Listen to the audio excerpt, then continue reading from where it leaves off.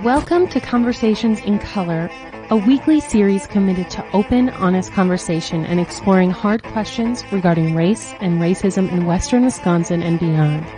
Here is your host, Ed Hudgins.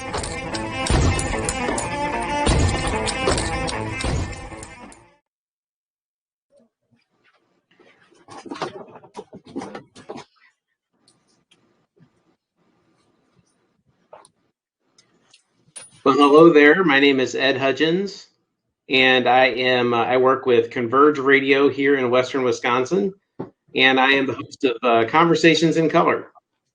Conversations in Color is a show that is committed to leaning in on hard conversations about race and racism, and we have a certain way that we like to do the show. I guess I should mention before I say any of that we are presented to you by our friends at Uniting Bridges, the Pablo Center, as well as Converge Radio. Three major tenets that we hold on to in our conversations together each week. One is humility. So as we go into these conversations, we know we don't know as much as we think we know half the time. We don't know everything about anything. And so we come in knowing we have our frailties and limitations as human beings. And that's how we approach these conversations. Second is honesty. We don't want to shy away from any of the hard conversations. We want to lean in and be honest about history, be honest about current realities, be honest about racial injustices, and have hard conversations about those things. Lastly is humanity. We value the dignity of every person. We believe every human being has innate dignity and value, and we will treat each other in that way. So nobody's ever going to get degraded or devalued as a part of these conversations. I for one, won't put up for it. I know Selika won't either. So those are the pillars by which we manage our conversations. Before I go any further, I want to introduce our panelists to everybody. First off, I'm very pleased to introduce you to Dr. Odawa White, who is the Dean of Student Affairs at the Courte Ojibwe College, member of the LCO tribe. Also did his bachelor's and master's at UW-Eau Claire, if I remember correctly, and spent a lot of time working with UW-Eau Claire. Odawa, welcome, and thank you so much for being a part of the show tonight. Miigwech, thank you for having me. And love the show. All right, thank you. Up next, our resident panelist, UW-Eau Claire professor in the history department, general troublemaker, president of Uniting Bridges, and my partner in crime, Dr. Selika Ducksworth-Lawton. Welcome once again, Selika. Can't hear you. Always honored to be here, trying to make good trouble. That's right. That's what we're up to. And then, last but certainly not least, the man of the hour, the tower of power, too sweet to be sour, Mr. Adam Accola from CoLab, co-conspirator in this whole Conversations in Color thing. Adam, what are you up to tonight? So I'll be here, same as always, watching for questions in the chat and getting to intersperse those into the conversation with our panel this evening. So if you have a question, make sure that you drop it in the chat bar on the right-hand side of the screen if you're here on Paragon. Otherwise, you can right-click my name and private message me a question if you don't want to drop it in the public chat. But this part is really important because we want to know what our community wants to know. And so make sure that you drop questions in and get involved in this conversation tonight. Hey, Adam, I just want you to know, for some reason, when I was thinking about introducing you tonight, I kept having like these pro wrestling catchphrases coming to mind. Like I was going to say, hey, here's Double A, the enforcer, Adam Accola, which is an old school wrestling reference. I apologize. I don't know why that is. No, that's all right.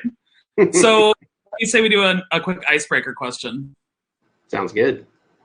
All right. So I figured this week we're getting together. Maybe virtually, maybe in person, safely. But I am wondering, if you could have dinner with one person, living or dead, who would it be? Ed, let's toss it over to you first. Oh, well, I would like to have what I'm about to say. Let me preface is not a political statement. Okay. Everybody, please understand this is not a political statement. I would like to have a meal with my close personal friend, the President Donald J. Trump. And I would like to discuss with him our divergent opinions about Jesus and interpreting Jesus. I would like to discuss with him the idea of loving neighbor and how that should inform our biblical ethic. So yeah, I would expect it, but here's the key, Adam. Somebody would have to chain him to the table because he would get uncomfortable really quickly. Yeah, if you could get him to sit down for a convo, but Selika's shaking her head. I think she maybe thinks I got her in trouble. Odawa, what do you two think? Who would you like to have a meal with?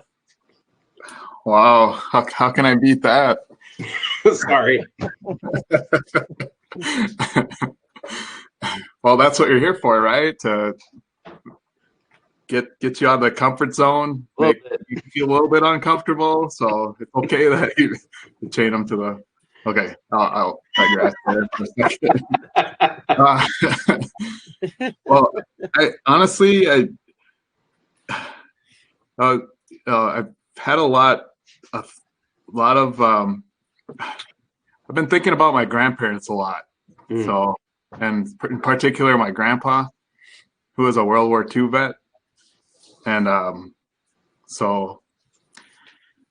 and there's a tragic story that goes behind his, and he was a war hero, and there's just a lot of question marks on how he passed away early on, and it had to do with his cousin too. So, but my grandpa, yeah, I definitely would like to have some conversations with my grandpa and ask him about some of the old time ways, and then just some and share some of the language that he knew, that Ojibwe was his first language, along with my grandmother. So those are two people that that really sacrificed themselves for me to be here, my father and my whole family. So yeah, that's awesome. All right, Selika, tell me about Prince. Well, I want to go hang out with Prince, but that's just a given. Really, if it's a family member, I would like to talk to my namesake, my great-grandmother, Selika Lombard, who was a Mexican Indian who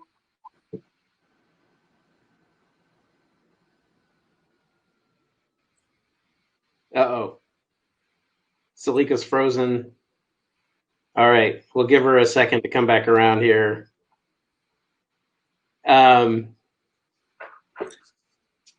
So in regard to, there she is. You froze up about halfway through there, Selika.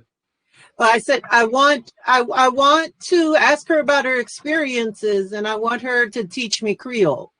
Because I'm learning Kurivini right now, and it feels very comfortable. It feels like home. And my mother told me the reason why they didn't teach us Creole is they wanted us to speak English without the accent. So if you learn Creole, are you going to start speaking English with a Creole accent? Because that would be cool. I think she's frozen again. All right. Well, hey, we are stepping into the holiday season. Traditionally, what we call the holiday season here in the United States. Traditionally, we talk about it being Thanksgiving through New Year's. But I would say you can make an argument anymore that it's kind of Halloween through New Year's. It seems like that's become as big a holiday as some of the other big holidays that we celebrate. That's neither here nor there.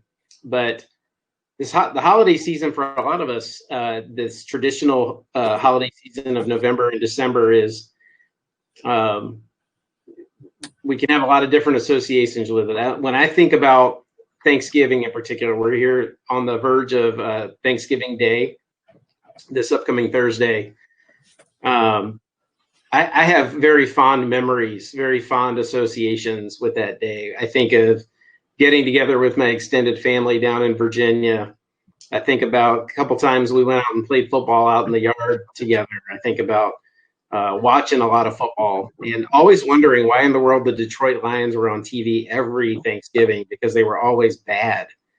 But I think about things like the normal food that we would see at my family's feast. You know, obviously there'd be turkey, but then there'd always be collard greens and oyster stuffing and deviled eggs. I mean, just go on right down the list. And it was virtually the same meal we'd have on Christmas Eve as well with the extended family. Those are the kind of the things I think about. It's the connections and the people and the taste and the smells and all those kinds of things. But as a kid, I also had the associations of kind of the legend about Thanksgiving, the way we think about it in the United States, the way we celebrate it. I remember especially around fourth grade, learning about like making pilgrim hats and Indian headdresses with feathers and things like that, and learning about kind of this idyllic experience that the pilgrims and the native peoples had together, according to the legend that I learned as a kid. And nowadays, I really don't think about that legend very much. Part of that's because I've read a little bit more and done a little bit more studying and know that the legend, there's some issues with the legend. But as we walk into this holiday, to this celebration, part of what we want to do tonight is to talk about the different associations that this holiday, this day, has, whether we're talking about the legend around the day or what it means now or any of those things. I want to talk about how the associations we have with those things. And I want to kick it off, if I can, by asking Selika, if you would, just tell us a little bit about kind of the historicity of the Thanksgiving story, if you would. Well, it's more like a mythology. If you talk to James Lowen and the members of the Plymouth 400, they would say that the actual Thanksgiving started in 1614 when Tis Quantum, who we've corrupted his name to say Squanto, and other native peoples were captured and taken to Europe and sold into slavery. The second variant of this story actually doesn't begin to be told until 1830. And that's where we look at the Pilgrims, who are actually variant Puritans, show up in the U.S. at an area that they named Plymouth. I pronounce the name right.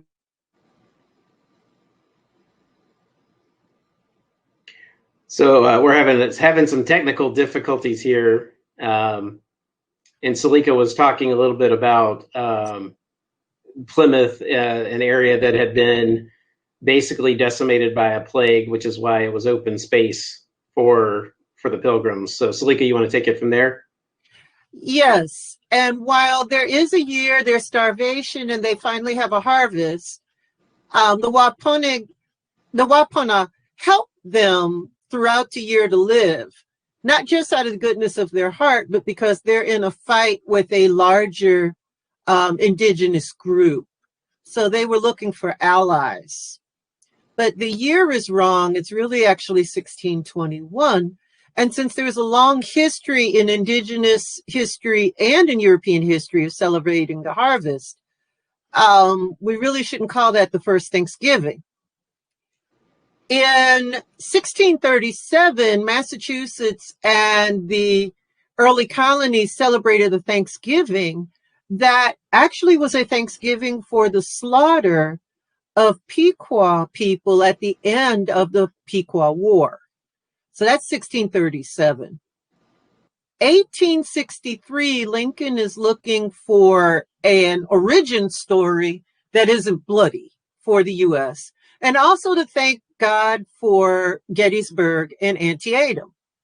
And this is where you really begin to see this mythology of the Pilgrims searching for freedom, the turkey, and the Indigenous people saving them. And it becomes a part of this American history manifest destiny argument. And it gets embroidered over the years, adding the turkey, adding a number of other things. History books don't really begin to teach an accurate history in any way, shape, or form until the 1980s. So what you see before the 1980s really is history as a form of celebration and as a form of creating nationalism. Even today, there are people who are being taught this inaccurate history, who they're being taught about cardboard headdresses and stereotypes. And I'll admit that when I was a child, that was the Thanksgiving that I was taught about in the schools, along with happy slaves and the Klan redeeming the South. So nobody talked about actual Native history. And that's because it wasn't meant to be a decision-making tool. But today we have a push to teach this accurate history, to stop looking at the Pilgrims as people seeking religious freedom. They already had it in the Netherlands. They were seeking money and to keep their children from being tempted by those heathen, free, religious Netherland people who they were beginning to intermarry with. So I want to add this in. I mentioned this before the show because you're talking about the Puritans and their interaction with the Wampanoag. Odawa, did I pronounce it right? Yes. Yes. Yes. So just for everybody's, this is for free tonight for everybody. The opening of this show, there's a song that plays. We use a snippet of it for the opening video. It's by an artist named Propaganda, and the song is called "Precious Puritans," in which he's talking about the Puritans' involvement in the slave trade. And so I add that in here because we have this. There are many Americans who have this kind of fantastical view of the virtuous Puritans. But the reality is they really didn't treat people who weren't them very well, to say the least. And that's a big part of this narrative. So what I'd like to do, Odawa and I were talking a little bit before the show about kind of the dangers of these traditional images of Thanksgiving, the triggers that they may carry for Native peoples, for Indigenous peoples. Odawa, would you mind speaking a little bit to that and what your thoughts are regarding those things?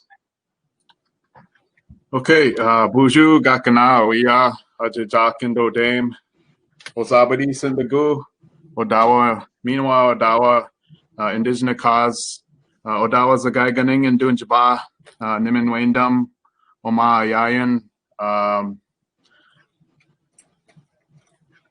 I think that's all I wanted to say. Ajajak and Dodame. So I just said that I was glad to be here. I said my name is Ozabadis. That's the name that was given to me when I was a newborn. And then Odawa is also a name that was given to me by my father through some of our ceremonies, through our naming ceremonies. And then I also said I was from Odawa Zagaiganing. So that means the Lake of the Odawa, which means also Lacoudere. And Lacoudere in the French language is Lake of the Short Ear. And there's a lot of different stories regarding why it's named Lake of the Short Ear. Let's just say that it was because of the growing season where they grew short ears of corn. So the French sort of characterized them as the short ears, or it had reference to the short earlobes, as opposed to the longer earlobes that maybe the Dakota relatives had also had in their ears. So there's just a lot of different interpretations of that historical reference to Lakota. But in Ojibwe, they call it Odawa Zagaiganing, or Lake of the Odawa, which means that there was a Odawa Indian that was washed up on the shore of Lakota, the lake that they call Lakota, or in that area, because there's a lot of lakes in the Hayward area and Lakota reservation boundaries. And so it was back in a long time ago, let's just say, and so they found that to be a spiritual significant place. And so Lakota or Odawa, Lake of the Odawa, that's where they decided to establish their village. And so that's where I'm from, is Lakota. And so that's just some of the historical reference to where I grew up. And so I just wanted to start out with that, because I wanted to make sure that you understand that those traditions that I understand it to be are still pretty prevalent now. There's a lot of revitalization going on in terms of language and Ojibwe language. And so it's important to remember too that that not only that Thanksgiving is a myth, but also that there's a people that are still living, still have traditions, still are here in this territory. And in fact, I usually start out recognizing that we're on the lands of the Ojibwe people and Dakota people, and so we need to recognize that this was their territory before settlers arrived. And so, in fact, we're sitting right now on close to the what they call the ceded territory of Ojibwe people. And so we're talking about 11 million acres of land that was ceded to the United States government. And so it's been kind of so we take pride in understanding that we have this land, and we had this land, we ceded it for the betterment. This country, it wasn't necessarily given away, but in return there was rights that were reserved, and that was to hunt, fish, and gather. And so there's a lot of, I know I made a lot of historical references, but I want to make sure that I understand that we need to understand that history of this state before we start delving into the mythology of Thanksgiving and passing on that sort of myth to youth, because I don't think that serves them right in education, as far as understanding the first people here that made that sacrifice for this country to thrive. In fact, there were the old growth timber of the third of this state went to the westward expansion of this country, and so we have to recognize that it was through the backs of Ojibwe people that this country really existed during that time. And so that's why I start out with just some historical references. But as far as like Thanksgiving is concerned and that myth, we need to understand that history, just so we're aware that there are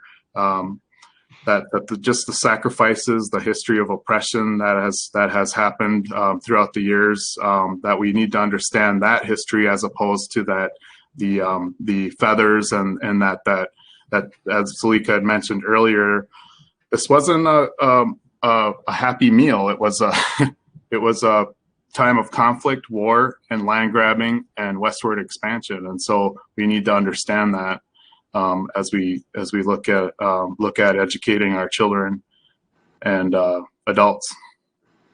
So yes, I 100% agree with you. So if we can go ahead and just agree that the myth is baloney, that like that's not the real story. There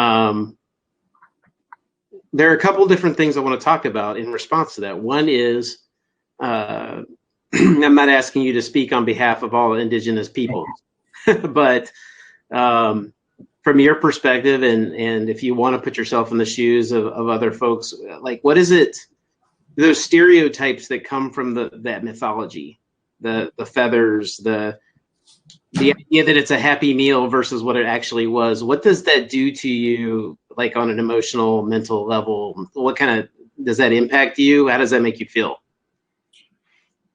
Yeah, certainly there's some historical trauma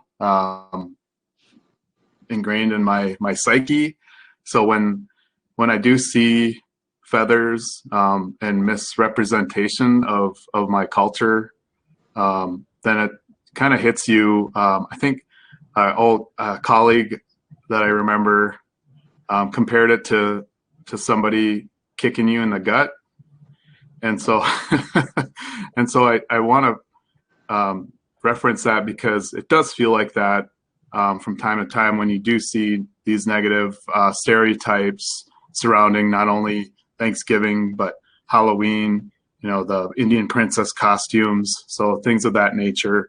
So back to back to this myth. So even when I talked to my wife, so she grew up in Chippewa Falls area. She said that they made her dress up like a pilgrim, and so she's Ho-Chunk from Wisconsin Dells, but grew up in this area, and so that doesn't make her feel good today. So so when we see references, so we'll see sort of negative stereotypes like the feathers or doing the woo kind of dancing around like that, then it doesn't make us feel good. It almost makes you feel tearful in a way because you feel that you're being mocked in some sort of fashion. So it does run deep, and people need to be aware that if you do call me chief, you know, it doesn't make me feel good. I can't imagine it would. And as you were telling the story of your wife being made to dress up like a pilgrim, I was angry for you in that moment for her. So and yet I recognize that when that happened, the people who made that happen were living under the idea that myth was the truth on some level. Not to excuse it, but it makes me think about how deeply ingrained that myth became in American storytelling about our history. And I'm curious as to, we talked a little bit before about how, and I would imagine Selika is going to jump on this, and we may have to listen to a soliloquy. I'm not sure, but thanks. No, I'm asking for it. I'm asking for it here, for real. So we anticipate that from our community, we will hear questions about what can we do in the educational system to make sure we're teaching an accurate history of these events. My question goes back a step further, a step beneath that, which is, why has it been so important for us to propagate that myth? Why has it been so important for us to hold on to that? Because people wanted to justify our expansion into Native American territory. It's what a lot of historians and other experts call settler colonialism. You have to justify the atrocities that have been done. And I mean, when I say atrocities, I mean atrocities.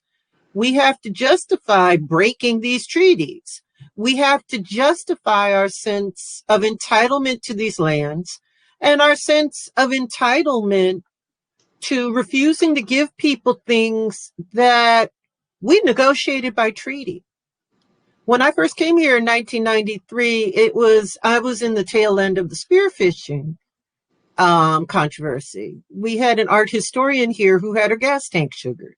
Can you a little bit, just kind of tell, for those of us who aren't aware of that, tell us a little bit more about the spearfishing thing. Give us some context. Well, I think Odawa should do that better because I lived here the end of it, which as a Black person who is also Indigenous, was surreal. I'd walk into bars where they'd say, save a walleye. They'd have signs that said, save a walleye, shoot an Indian. And then be shocked that I wouldn't hang out there. There were people who were deathly afraid that spearfishing was somehow going to deprive them of a fish. And I'm from Louisiana. People go fishing because they want to drink beer. And that's Ohio. So to get here and to see people shooting each other because they finally enforced a 150-year-old treaty, and to stand there as an outsider watching people threaten people, terrorize a historian who we had here, Nancy Shoemaker, a white woman who was teaching treaty rights. It was terrifying and ridiculous at the same time. There were a couple of people who I wanted to shake and go, do you realize how insane you are? But Odawa, you lived through it. And Rick St. Germain, my colleague, was the elder at La Courte when it happened. He told me when in 2008 things began to happen here, that the reason why La Courte didn't have anybody killed the way so many of the other lands in Wisconsin did. I want you to think about that. Oneida Nation, they had people killed over the spearfishing. Fond du Lac, Ho-Chunk. He had to go out and make the connections to people who sometimes didn't think he was human. And that was very hard for him. He gave me a lot of advice on how to deal with people who you got to find their common ground because he didn't want his people to get killed. And with that, Odawa, do you want to take this over and talk a little bit about it? Sure. Well, I know that, well, I was doing some research and I came across an article that was written in 1918. I believe it was in the Hayward Republican, it was called, but it's now called, it's also called Sawyer County Record today. But Hayward Republican reported there was a title that said Indians on a Warpath. And so I had to stop and read this because I was doing something on like boarding school because they had Hayward boarding school updates in this newspaper.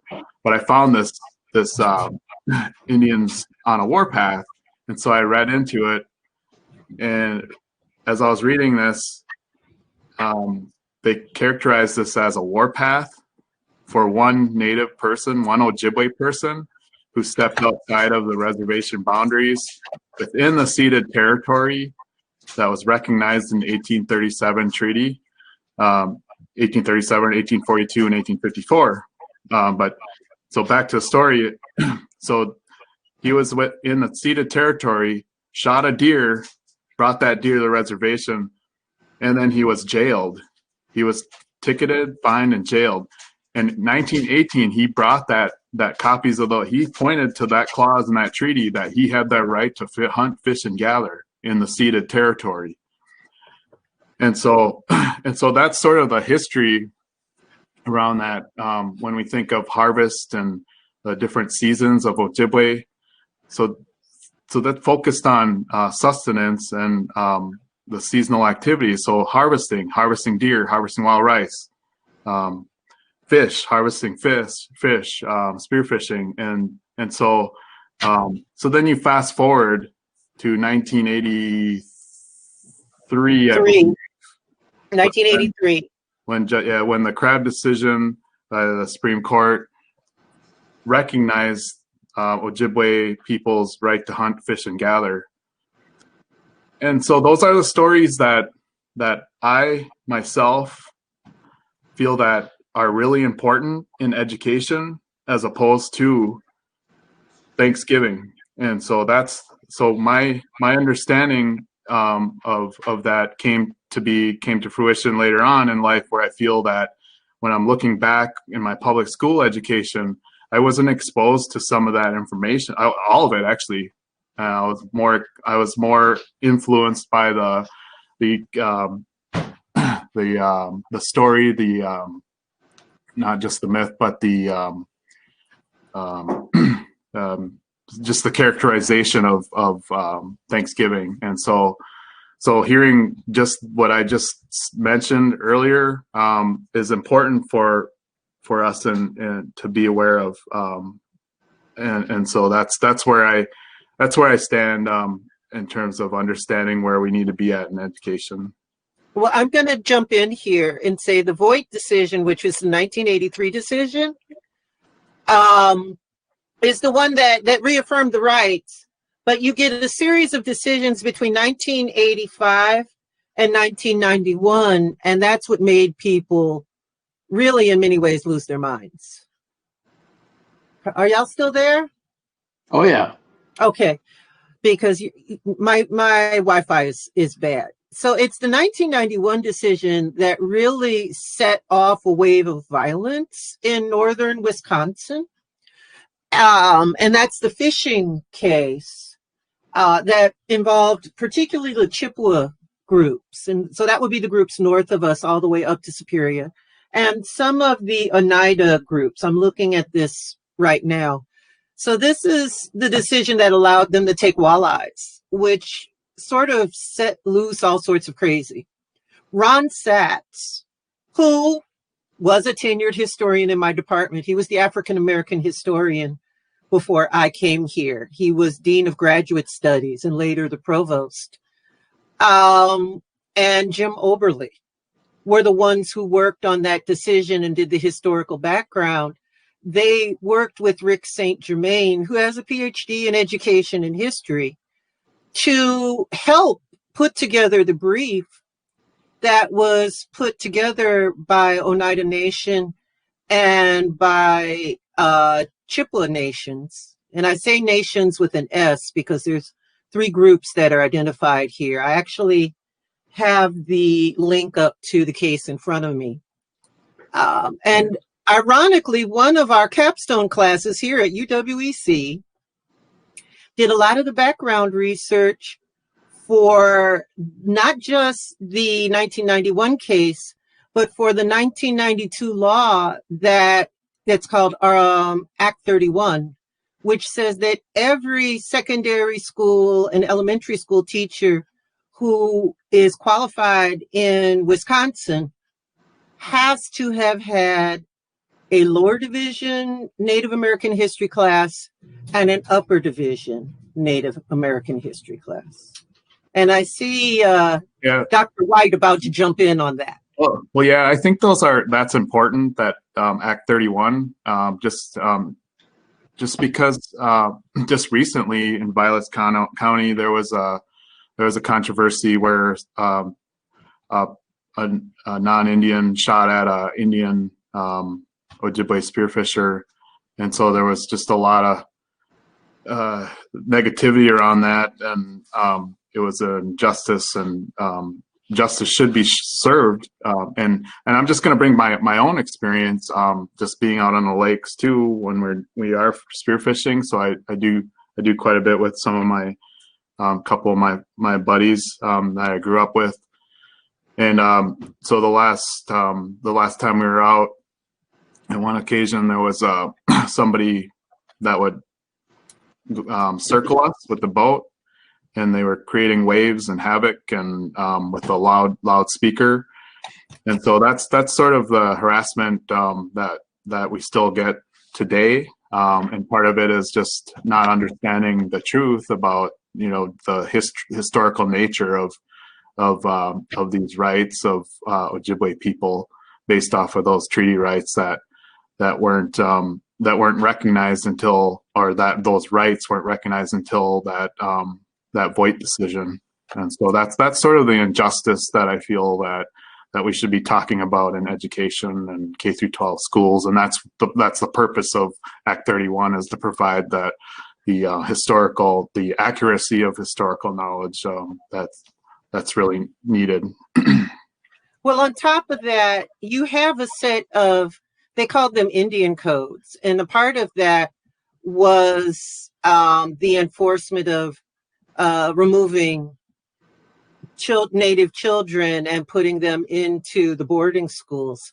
These codes were analogous to the Black codes that you saw as Jim Crow in the South. I mean, for all intents and purposes, Native Americans are really subjected to a variant of Jim Crow that was meant to be a cultural genocide, but also it was meant to allow, as Dr. White had talked about, if you stepped into the ceded land, you would be arrested.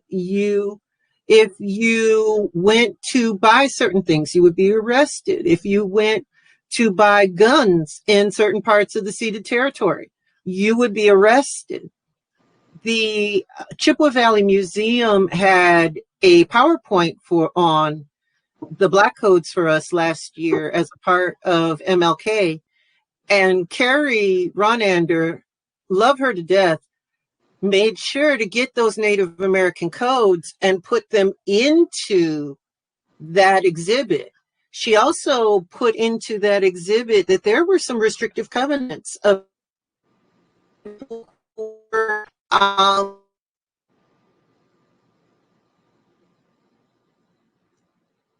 Okay, so Selika froze up there a little bit.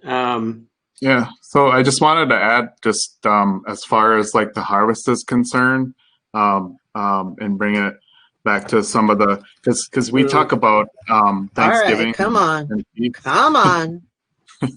So we talk about Thanksgiving. Man, charter sucks. Okay, Selika, we can hear you. Okay, I didn't say that. But Odawa stepped in. So we've got, it looks like a network stream error going on. Gotta love Wi-Fi and this and the Zoom Paragon era. But part of what I think Dr. White was going to talk about is that Act 31, which really began to be enforced in '93 when I came here, has really begun to make a difference with the younger generation, but not the older. There are people who are in their 40s and 50s who still will engage in stereotyping against Native Americans. Sometimes have said things that are stereotypical to me, not realizing what my heritage is.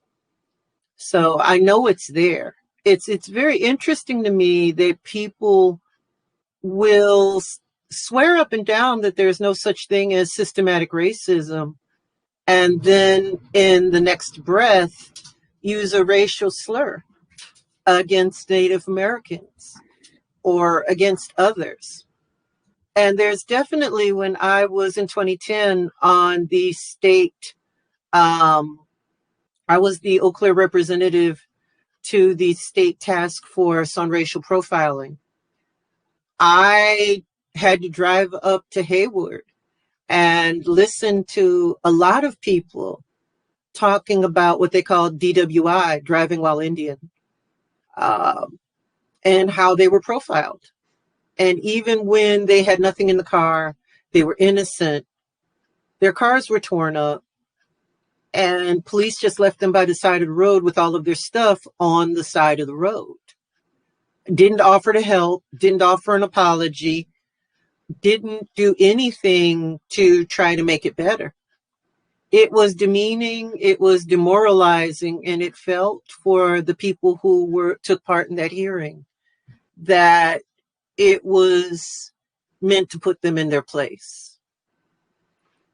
So we have a long history here in this area, really, of stereotyping people who are Indigenous, whether they are Ho-Chunk, whether they are Oneida, or whether they're Chippewa. Yeah. So Adam, I see you're there. You got a question or anything for us? Well, before I do, but you want to finish your thought there? Yeah. Sure. Yeah. So Well, they got me out here soliloquizing until we can get the stream back up. Can she hear me? Or you know, it is interesting because in my tenure, yes, can you hear me? Yep, we're gonna let Odawa finish his thought. Yeah. Okay, go on ahead because I can't see a stream. Can you hear me? Oh, so the reason why I brought up treaty rights and harvest is because when I talked about some of our ceremonies that occur, so when I had talked to, because I grew up around our Chidewe gun or our big drums, our ceremonial drums. They're meant for healing. So every time we sit down with these drums, we have a feast and then some gift giving. But the feast in particular we have to have those what they call boss foods during our ceremonies, and that includes wild rice, monomen, or fish, so ogawag or walleye, maple sugar, and then wawash geshi rias or deer meat. And so those are things that always have to be at that place. So that's really important to understand. So when I think of Thanksgiving, it's just another one of those meals that I sit down with my family. My dad he always did a prayer with us during that time, and then we also had at least our wild rice represented on our table.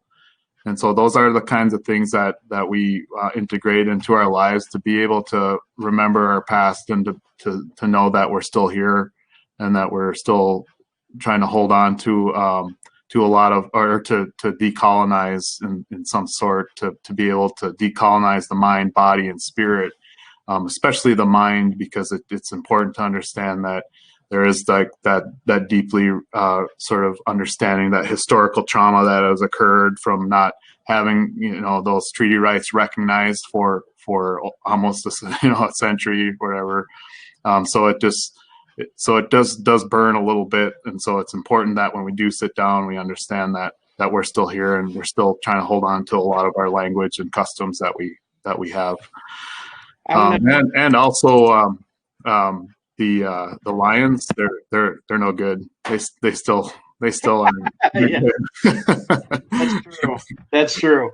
Hey, so if you tuned in after the beginning of the show, sometime in between there, we're talking about Thanksgiving through Indigenous eyes, and we are fortunate to have Dr. Odawa White joining us here for the show, as well as Dr. Selika Ducksworth-Lawton, who has been having a multitude of technical issues, but her presence is still very greatly appreciated. And then we also have AA, the enforcer, Adam Accola, who is watching our chat, and he is. And Adam, I'm wondering, you're kind of checking in on community engagement. What are you seeing right now? Yeah, I'm seeing a couple questions here.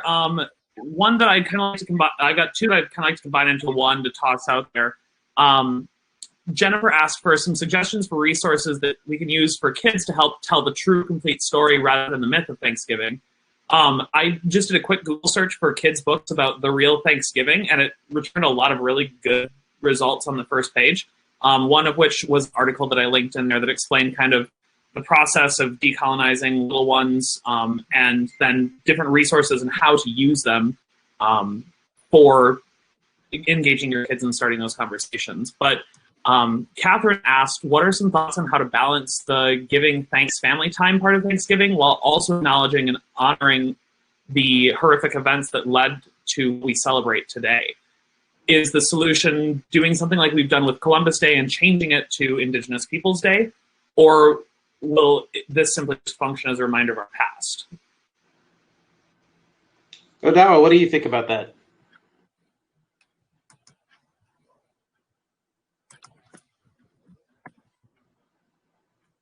Okay, so recognition, I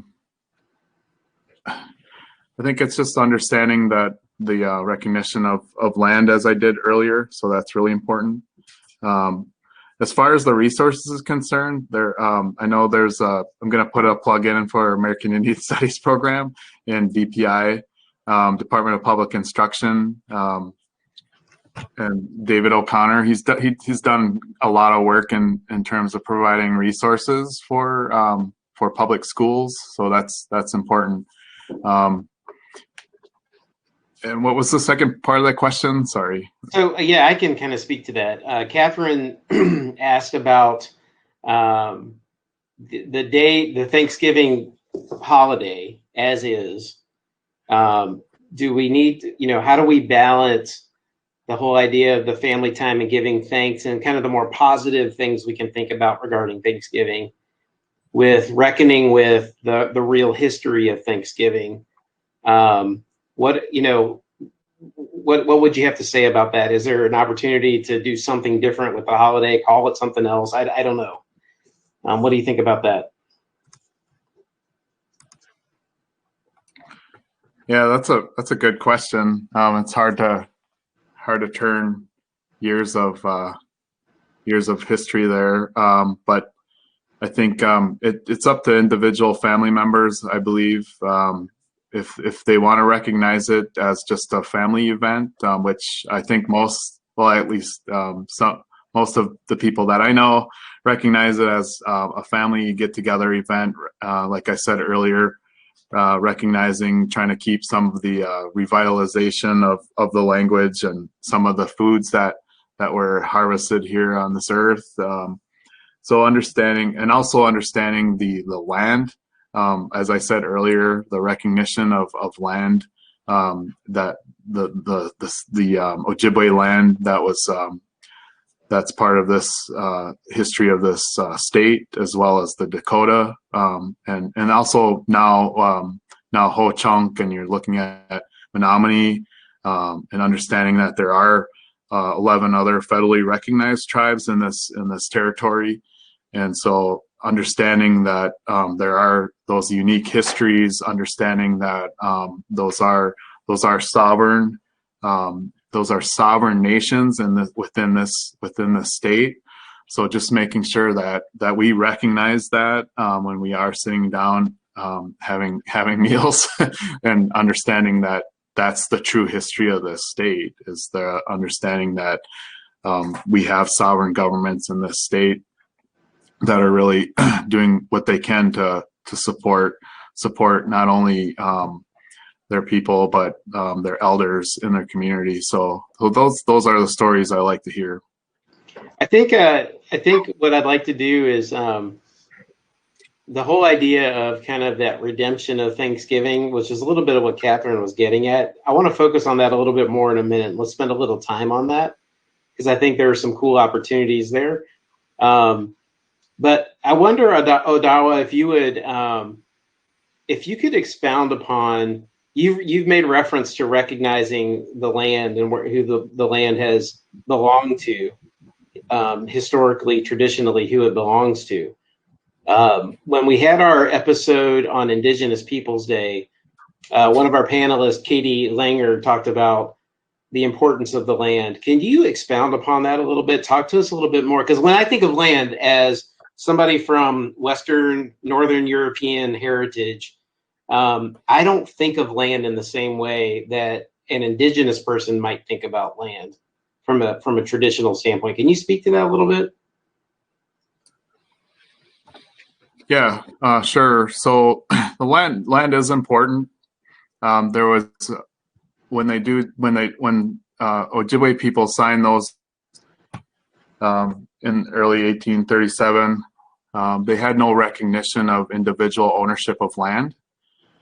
And so you have to understand that what the tribes were given up were, they thought the usufructuary rights, the ability for the government or the settlers or anyone in this territory to use the land without giving it up completely. And so there's just some history there to understand. And the land itself, of course, the water, it's what sustains us. And so you have now, you've had for years water protectors. So understanding that there's water protectors that want to keep that water safe for future generations.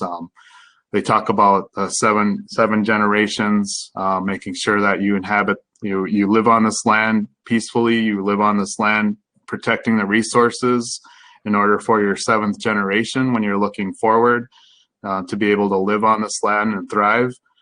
And so it's really important. And when I think in the traditional sense, also there's certain words in Ojibwe language that focus on the inanimate nouns. And so when you're looking at, let's say, the earth, a key, or anything of that nature, those are animate nouns. They actually have a spirit, like the deer, Wawashigeshi, they have spirits. And so when you do take a life, you have to have a ceremony, or you have to offer, your asema or tobacco, because that life is giving itself for you to sustain yourself to the next day or the next year. And so those are all sort of an understanding that people around, Native people, Indigenous people in this country, as well as Canada and South America, they understand that the land is really important, and that we must take care of it. Otherwise, we won't be living on a healthy, resourceful future. So, thank you for that. That context is really important, I think, for people who are from my background, especially when we think about things like climate change and how we handle the environment. Largely, I remember when I was a kid, there was commercial is the wrong word, but it was a picture of an Indigenous man, or it was in a video of an Indigenous man walking along a beach and saying pollution, and a tear rolling down his face. And I don't remember how much was appropriate or not appropriate about that commercial, but it obviously made an impact, because I still remember it, even though I was very young when that commercial was on the air. So. The problem is the Indian was Italian. Was he? Yes. He wasn't an Indian. I'm sorry. Well, that's a bummer. Kind of like Ben Kingsley playing Gandhi, Iron-eyed Cody. See, my ignorance on full display. Adam, did you have another question you wanted to throw our way?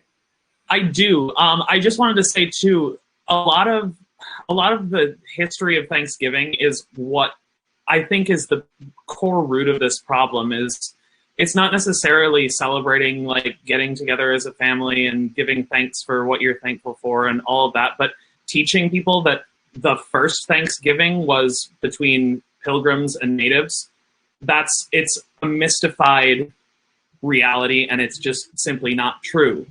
The Wampanoag people had feasts that were considered Thanksgivings for many, many years before settlers ever came to the United States, or what is now the United States. And I don't understand why we need to start our history with when white people came into the picture. What, Adam? So, that's the way we do history in the United States. Well, exactly. But understanding that there were Indigenous people here before white settlers came and took their land, and that there were acts of violence perpetrated against Indigenous people that still continue today, are two just points of history that we need to make sure that are understood by our kids, by ourselves, and we need to incorporate those into the ways that we talk about things like the history of Thanksgiving. I think that kind of starts to move us in the right direction towards understanding and coming to terms with the really poor parts of our history that we often try to change to make us look better. So, yeah, I hear you. The next question here is from Crystalina. Crystalina is wondering, what are ways that we can actively and appropriately engage with Indigenous communities to support them through this time of mourning and remembrance?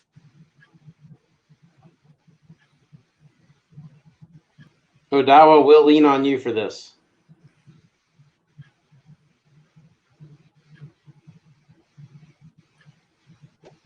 Well, I think it just starts with individual families and understanding the correct history. Again, The ways you can actively engage, of course, is to is to invite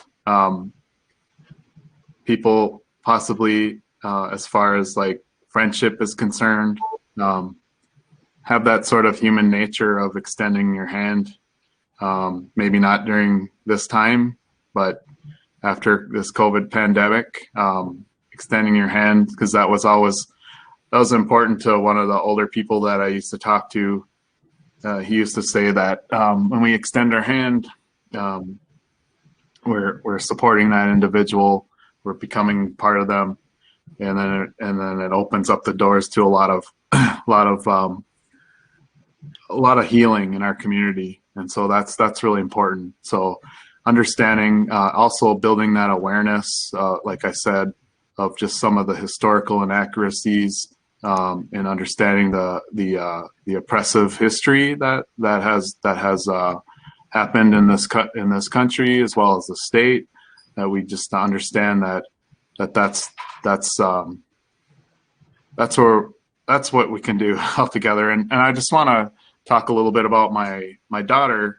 She was I think in 7th grade, and she took it upon herself to change the Columbus Day to Indigenous Peoples Day in this area. So I just wanted to say that, so I'm really proud of the youth of today right now, as far as focusing on in the environment, getting out to vote. Those are all important rights that we need to recognize. But if my daughter, she took that energy and changed that date, I think if we all work together, we can also understand the correct history, as well as changing some of the negative stereotypes that exist. So our future generation isn't sort of held back or oppressed in any way, that they can also accomplish whatever goals and move on to what they want to do in their life and what they want to accomplish. Yeah, I want to say, I think there's an important component to any of these efforts that we may want to make to build bridges and the kind of connection is we got to give a damn. I mean, at some point, this has to become priority, right? It can't be just something that a few progressively minded people get together and talk about on a Monday night. We need to care enough to build these kinds of relationships, to have the kind of courage that your daughter did, Odawa, to stand up and say, hey, why are we celebrating Columbus Day? The guy was a big fat jerk and he killed a bunch of people. Let's make this Indigenous Peoples Day. We got to care enough to it's got to cost something. You know what I mean? It's at the end of the day, it's got to cost something if there's going to be real change. And so toward that end, I want to talk a little bit, and then Adam, I know we've got more comments and questions, and I want to allow a multitude of time for them. But I think there's a way to redeem the Thanksgiving holiday. I think one way we can consider it is, or one way we can consider is thinking about what Adam was talking about in terms of the harvest celebration type events or festivals or just celebrations that Indigenous peoples, different Indigenous people groups had in play way before Puritans showed up. Figuring out ways we find the common ground in the holiday. So I can say for me, I don't give a second's thought to pilgrims anymore when I come into Thanksgiving. And I try really hard to be grateful, just generally speaking. I'm not always super good at it, but it's a goal of mine to be grateful all the time. But I always take Thanksgiving as an opportunity to think about all the blessings that I have that only some of them I worked for. And I think there can be a real kinship and connection in grounding this event on Thursday in that idea of gratitude, while not ignoring the truth of the historical roots of that federal holiday in the United States. And maybe that's Pollyanna, but I throw that out to the three of you even. Do you feel like there are ways we can redeem this without it and start healing?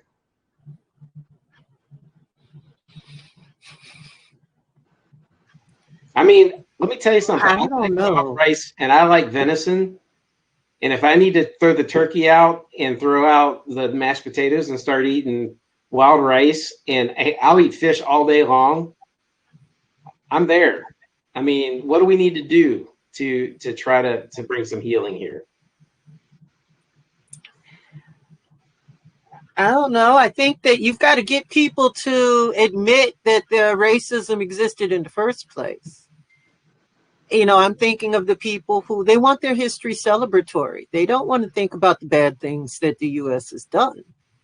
And just getting, you know, and it has to be more than an apology. I mean, look at all the land that's been stolen. Literally, who does this land belong to? And this is, you know, and people continue to do this, not just to Native American people, but to other poor people in this country. So I guess I'm not sure I want to put the energy into redeeming Thanksgiving. I'd rather put the energy into building the bridges. I don't know. Odawa, what do you think? I agree. So that's part of why I focused on understanding the treaties and treaty rights, and then understanding the foods that were harvested through seasonal seasons, and then understanding that just being thankful. So giving thanks to those that made that sacrifice before us, including our grandparents and as well as the animals that have sustained us. So those are all important aspects, and so that's where I agree.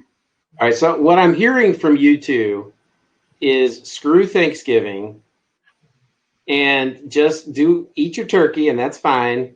But let's keep this bigger conversation going, and let's get educated, and let's stop believing in stupid stuff. Is that the layman's summary of what you guys just said? Yes. I don't know if you were able to talk about. Oh, Selika, we're having a hard time hearing you right now. Yeah, I think too, just intentional learning and intentional work. It doesn't have to be Thanksgiving related, but like unlearn what you've learned and be intentional about your new work that you're doing. Like Selika said, build bridges. Don't focus at all on like deconstructing the entire holiday of Thanksgiving. We're focusing our energy in the wrong places if we're doing that. We need to be building bridges, learning from people, and experiencing different cultures in intentional ways. Like just me going to a powwow, say, is not an intentional way of learning about Indigenous peoples. Learning about the powwow in advance of going to a powwow, then experiencing it, and then doing a follow-up analysis with myself and reflecting on it, that's a more intentional way to go about something like that and engaging with a first-hand experience with a different culture. Well, supporting Native businesses, supporting the tribal colleges, supporting the research, and elevating the voices who are talking about this. I think that that's really important in many ways. And teaching this as an accurate history and pushing back against the people who are going to have a cow and say they don't want to hear anything bad about their country. Because you can't fix stuff if you don't talk about it. You know, and like I said, it's still happening. We're not talking about what happened in the past. You go up to Hayward, you still have people who are Ojibwe who are still getting pulled over from the police for racial profiling. Indigenous people, Indigenous men actually last year were killed more by the police than Black men. They are the #1 group that is killed. Indigenous women, when we talk about missing women, Indigenous women and Black women are right up there. No one pays attention to it. There are these people who are talking about sex trafficking, but for some reason they don't think that's Indigenous women or women of color. They seem to think that that's only white women. When you start something,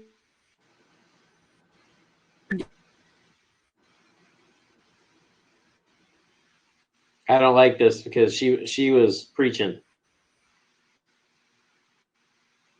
All right, Selika ducked out there on us for a little bit, but yeah, I think we caught what she was. I think we were picking up what she was laying down there. Yeah, you're back, I think. Well, you're back. That's all right. I am hardwired in. I'm going to go have a yelling match with Spectrum or something. This has been all day. You should. You should holler. Well, should we throw in another community question here? We're kind of getting late on time. Yep. Michelle is wondering, could someone speak to the challenges of coordination of U.S. federal law or state law without conflicting with sovereign nation law? I know that there was a big Supreme Court case this summer with Oklahoma and the majority of the state being declared sovereign lands. And so there's some things going on in current events, but could you speak to any sort of experiences or just general knowledge of that? Well, here, you know, this is because I'm deeply involved in the police stuff. I know that they're trying to work with the police in Native American territories in order to not stomp on each other's grounds. I'm not going to swear to it, but I thought Menominee Nation just got hit a designation for drug trafficking. So I know that there are attempts to bring in when they start thinking about it. There's also some law enforcement who, to be honest, would like to violate tribal sovereignty and just go in and snatch people. So that's, I know, still in flux here. Odawa, I can't hear you.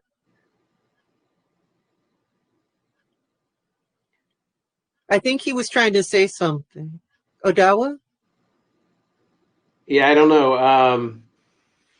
He actually, like, unlike me, likes to think before he speaks. So usually it takes him a moment. I'm going to play with a modem.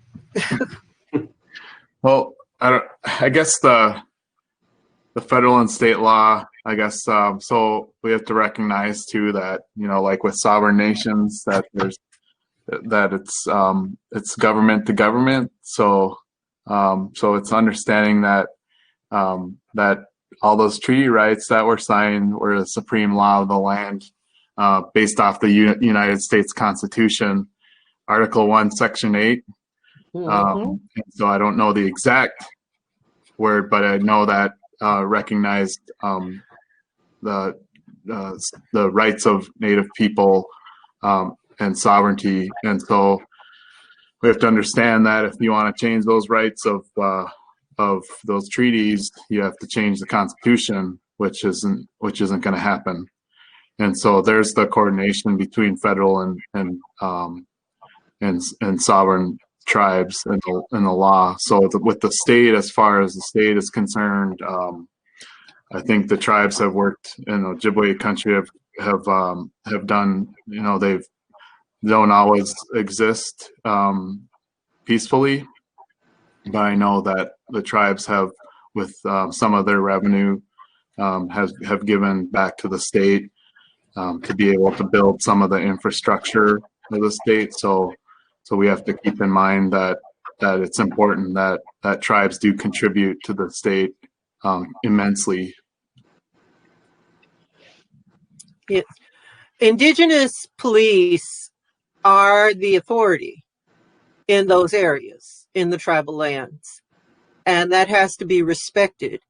And if the state law is going to clash with the nation law, that is, I'm thinking like Oneida Nation or Ojibwe Nation, by treaty and by constitution, really the native law is supposed to be superior on native land.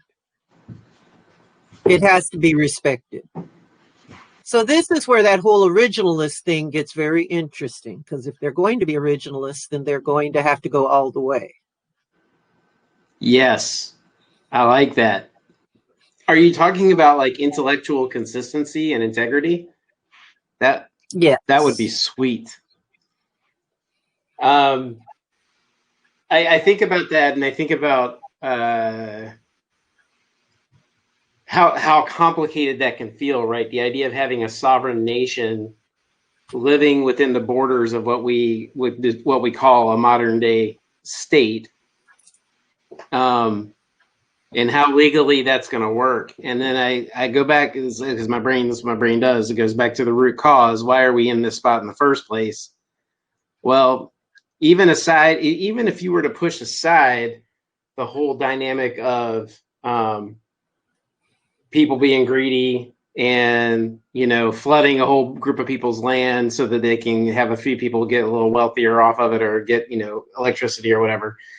You throw aside racist tendencies or any of that stuff, and you boil it down to, even if the whites, even if the United States government came in as a completely good actor in good faith and started working with the nations here in Wisconsin, the Indigenous nations, and both parties came to the table in good faith, they didn't understand the culture enough, each other's culture enough, to be able to understand what they were actually agreeing to.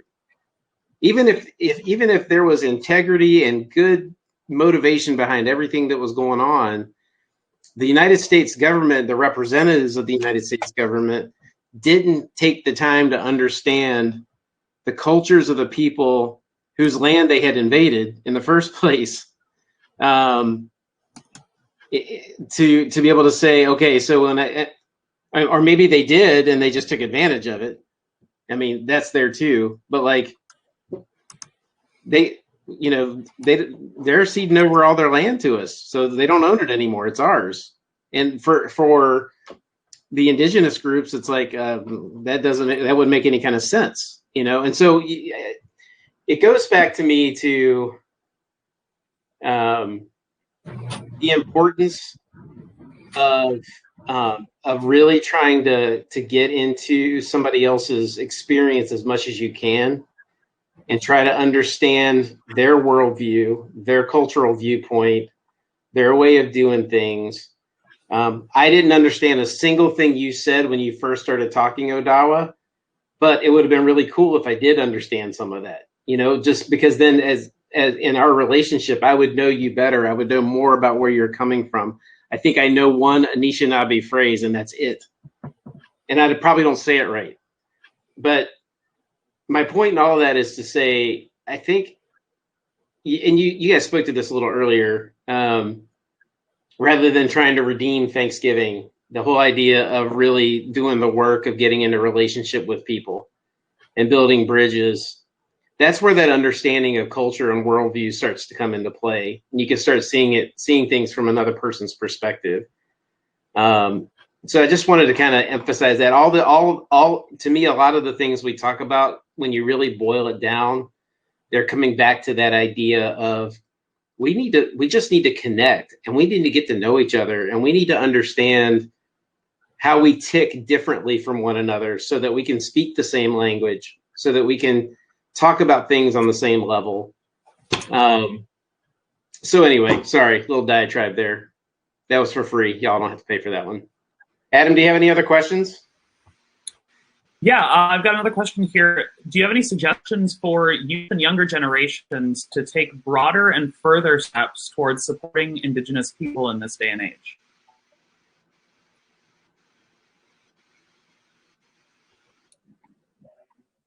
Good question. And we keep going back to understanding the history.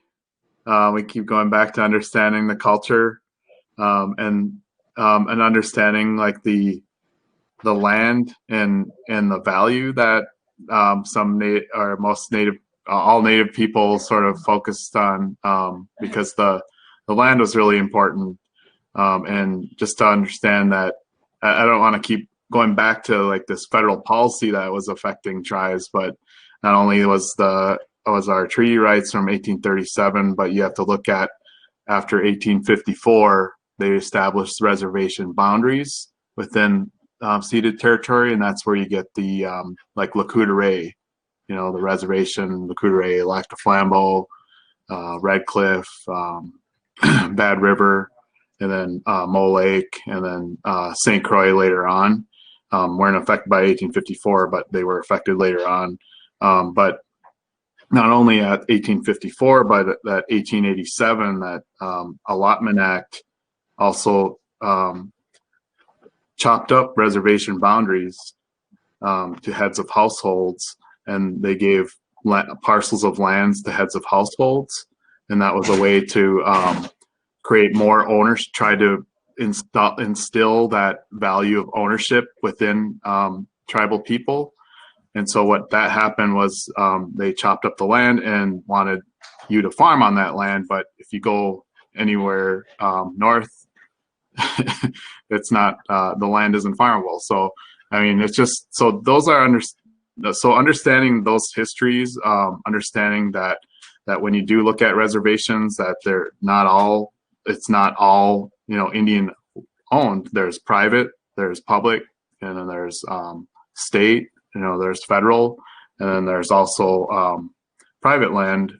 So those heads of households had to sell off parcels of that land in order to survive back in the early days. And but that's really important. And I'm proud to say that my family held on to that original allotment within our reservation boundaries. So we just have to create that awareness when we're sitting around the table and understand that the real history isn't this commercialized sort of version of this of what really happened. So,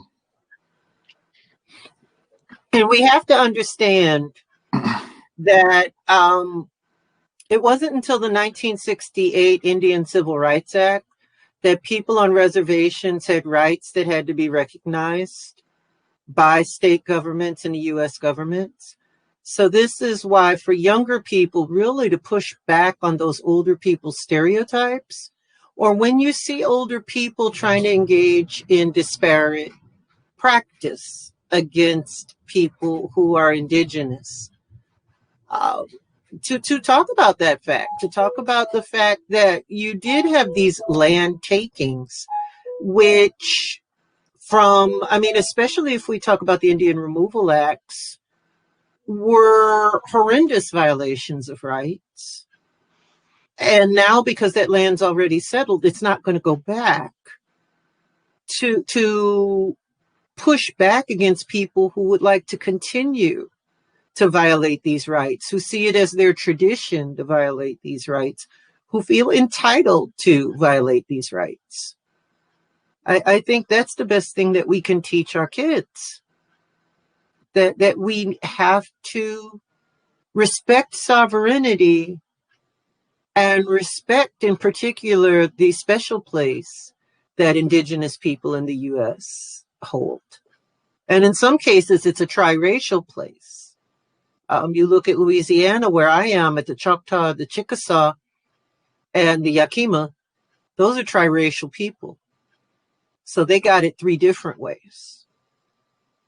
And to respect Indigenous religion and not make a fetish or a play, or I don't know what would be the right word, when people talk about spirit animals and they're not really in that religion, when they want to smudge because they think it's cute, that kind of stuff. Can we be respectful? Cultural appropriation, mockery. Absolutely. One of the, and again, I don't know, this could be my ignorance coming out, but one of my most memorable experiences, I went to an evangelical Christian school for my undergrad. Well, and for my grad work, let's just be honest, I did both. But for the undergrad, I was in a contextualization of theology class, which was all about trying to basically communicate with people about theology across cultural lines, understanding their cultural viewpoint, trying to speak in terms that they would understand. And we had, and I don't remember which people group he was from, but a Native American gentleman come in who walked with us through a ceremony that involved a pipe of some sort. I have to tell you, for an evangelical college, for this to be happening in the classroom was, we all felt like, wait a second, is this okay? But I remember we talked about the connection between what we were experiencing, and it had to do with the smoke coming from the pipe kind of washing over you. And there was a correlation we were able to see with things we thought about from Christian theology, from biblical theology, with what we were hearing from this indigenous theology. And there was a connection there that we wouldn't have known about, we wouldn't have thought about otherwise. And so Selika, as you were talking about appreciating indigenous religion and honoring it, I think like you could see with so many other different religious heritages and backgrounds, there are so many things that can connect between different religious groups, similarities, not necessarily maybe in practice, but in certain aspects of belief, in certain aspects of dogma and practice. And I just recall that experience, which I know was a religious ceremony of some sort, that what struck me is how meaningful it was to me experiencing it. We have, it's 8:57. As per usual, the time flies by and we could talk for much longer. I want to take a moment to just kind of summarize some action steps that we've talked about here. One is, and I think a predominant one is the educational aspect. And we're not talking about going into the public schools and figuring out how we change curriculum. That's down the line. That's a secondary step. Hold on, Selika. Hold on for a second. We're talking about educating ourselves, educating our families, doing the hard work of understanding the history of all these treaties that Odawa was talking about, and how they were violated and how they would have been understood differently by different cultural groups that were involved. Understanding more clearly the history of Thanksgiving, the real history of Thanksgiving, the holiday that we celebrate, and what's behind it all. Diving in deep to understand those things on a personal level. And we've got some really great, if you are interested in knowing more about it, go into the chat here in Paragon. There are a lot of great resources that have been listed here if you're interested in diving in on that. And Selika, did you have something you wanted to add regarding the educational piece? Yes, the American Indian Studies program here and the history department are deeply involved with classroom curriculum, and especially working to help teachers to do a better job and parents to do a better job to educate their children. So I'm going to shout out John Mann. I'm going to shout out Andrew Sturdivant, Cheryl Jimenez Fry, Deb Barker, and Rick St. Germain, as well as Jerry Worley, who we've had on the show. Yes. And Odawa, who is doing the education work and fighting the good fight at the tribal college. So you can contact our history department. You can contact the American Indian Studies movement at University of Wisconsin-Eau Claire Studies Department at University of Wisconsin-Eau Claire. Stout also has resources. UW Stout has resources, and CVTC has resources. We're always here, and we definitely want to improve curriculum. Really, we get to work on the curriculum. One other thing I wanted to throw out there regarding Thanksgiving this year in particular, like we were talking about, it's an opportunity to express gratitude, to recognize things that you have, blessings or whatever.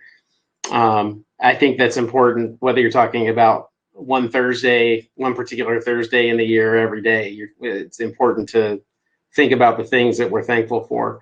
But I would say this year in particular, I would ask you to consider how your Thanksgiving celebrations will impact other people. And I'm not just talking about Indigenous peoples. Think about the way you're going to celebrate with your family and whatnot, and masking and social distancing and all those things. And please be smart about that, everybody. Well, I want to, before we close out, just thank the Pablo Center, Converge Radio, Uniting Bridges for making this thing happen. Thank you to our incredible panelists tonight, Odawa White. Thank you so much, Odawa, for being here. Thank you, Selika, as always. Thank you, Adam, for being a great guy who lets me call him by wrestling nicknames. Appreciate that. Next week, we are talking about how racism hurts the racist, how racism hurts white people. So very excited about that. We're going to have Dale Peters, former city manager of Eau Claire, Kimberly Schmidt, licensed counselor, and Teresa O'Halloran from the university will be a part of this as well. Very excited about diving in on this to look at how racism hurts the person who is expressing that racism or believing in that racism. Thanks for joining us tonight. Wish you peace as you go on, and hope that you'll tune in again next week. Have a great week.